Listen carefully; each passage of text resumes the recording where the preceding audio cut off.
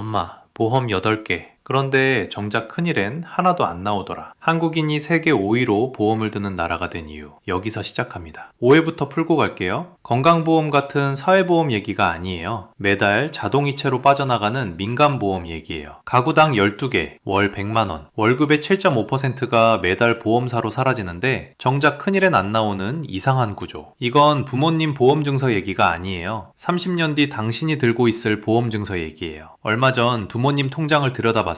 한 달 자동이체 목록에 보험사 이름이 8줄 찍혀 있더라고요. 생명보험 2개, 건강보험 3개, 운전자보험, 치아보험, 어디 들었는지 기억도 안 나는 종신 하나. 다 합치니 매달 87만원. 카드값 다음으로 큰 자동이체였어요. 어머니께 물었죠. 이거 다 필요해서 드신 거예요? 돌아온 답은 짧았어요. 남들도 다 든다더라. 근데 이게 우리 부모님만의 얘기가 아니에요. 보험연구원 2010년대 후반 발표 기준으로 한국 가구 한 곳이 들고 있는 민간보험은 평균 12개, 월 보험료는 약 100만원, 가구 가입률은 98%를 넘어요. 사실상 거의 모든 집이 들어있다는 얘기예요. 평균이 12개라는 건 누군가는 5개, 누군가는 20개를 들고 있다는 뜻이고요. 진짜 무서운 포인트는 여기에요. 비정상이 표준으로 자리 잡으면 우리는 그게 비정상인 줄도 몰라요. 근데 이게 비정상이라는 걸 OECD랑 비교해보면 알게 되거든요. 보험 침투율이라는 지표가 있어요. GDP 대비 보험료 비중. 한 나라가 한 해 벌어들이는 돈 중에 얼마를 보험에 쏟아붓는지 보는 숫자예요. 한국은 11.6%, 세계 5위에서 6위입니다. 세계 평균은 6.1%, 거의 2배예요. 1인당 연 보험료로 환산하면 더 선명해져요. 한국인 한 명이 1년에 보험료로 쓰는 돈 약 377만원, 세계 평균은 약 70만원, 5.4배 차이예요. 같은 지구에 사는데 한국 사람만 보험에 5배 더 쏟아붓고 있다는 뜻이에요. 그럼 이게 내 월급에 어떻게 닿느냐? 4인 가구 가처분 소득을 약 5,800만원이라고 잡으면 월 100만원 보험료는 가처분 소득의 20%, 5달치 월급 중 한 달치가 통째로 보험사로 흘러가는 셈이에요. 직장인 1인 기준으로 좁혀도 월 30만원만 잡아도 월급의 7.5%, 매달 자동이체 컨베이어 위에 7.5%가 얹혀있는 거예요. 한번 올라타면 내릴 타이밍을 놓치고 내가 안 멈추면 평생 굴러갑니다. 더 무서운 건 그 컨베이어가 돌아가는 30년 동안 내 노후자금, 자녀 학자금, 비상금이 될 수 있었던 돈이 매달 조금씩 깎여나간다는 점이에요. 자, 여기까지가 첫 번째 충격이에요. 평균 12개, 침투율 세계 5위, 1인당 5배, 가구 98%가 들어있는 구조. 그런데 진짜 이상한 건 이렇게까지 많이 드는데 정작 큰일이 닥쳤었을 때 보험에서 나오는 돈이 생각보다 적다는 거예요. 왜 그럴까요? 먼저 실손의료보험, 흔히 말하는 실비보험이죠. 2024년 말 기준 손해보험사 13곳이 가지고 있는 실손계약만 2,922만 건입니다. 인구의 약 60%가 들고 있다는 얘기예요. 그런데 이 시장이 5년 누적 적자가 10조 원을 넘어갑니다. 보험금이 안 나가서 적자라면 모를까? 보험금이 너무 많이 나가서 적자라잖아요. 그럼 우리 입장에선 좋은 일 아니야? 싶죠? 그게 그렇지가 않아요. 일부 의료기관이 비급여 진료를 밀어붙이고 또 일부 중복가입자가 청구를 폭증시키면서 손해율이 올라가는 구조예요. 보험사 입장에선 평균이 적자고 그 평균을 끌어올리는 건 일부 헤비 유저인 거죠. 그런데 그 부담은 평범한 가입자 모두가 보험료 인상으로 나눠서 갚게 됩니다. 정작 큰 병에 걸린 보통 사람한테는 약관, 예외, 자기 부담이 줄줄이 따라붙어요. 매달 보험료는 통장에서 자동으로 빠지는데 청구할 때만 보험사 카운터에서 약관 따지는 줄을 서야 하는 셈이죠. 이건 한국에만 있는 추가 규칙이에요.